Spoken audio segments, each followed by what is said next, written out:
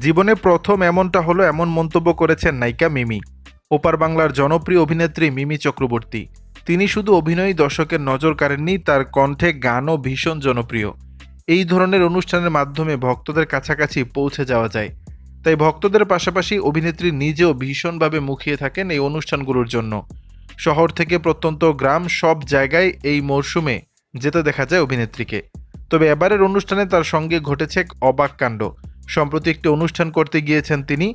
এই অনুষ্ঠানের যাবতীয় মুহূর্ত সামাজিক যোগাযোগ মাধ্যমে ভক্ত অনুরাগীদের মাঝে শেয়ার করেছেন। এমনকি পারফরমেন্সের আগে মিষ্টি মুখও করে নিতে দেখা যায় তাকে।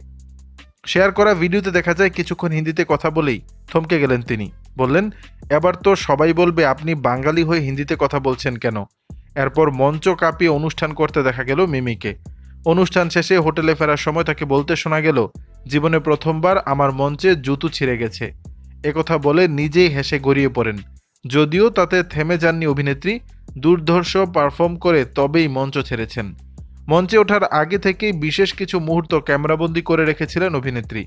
গাড়িতে অনুষ্ঠান স্থলে যাওয়া থেকে শুরু করে মেকআপ করে তৈরি হয়ে নেওয়া পর্যন্ত। দর্শক, বিষয়টি নিয়ে আপনাদের মতামত জানাবেন নিচের কমেন্ট বক্সে।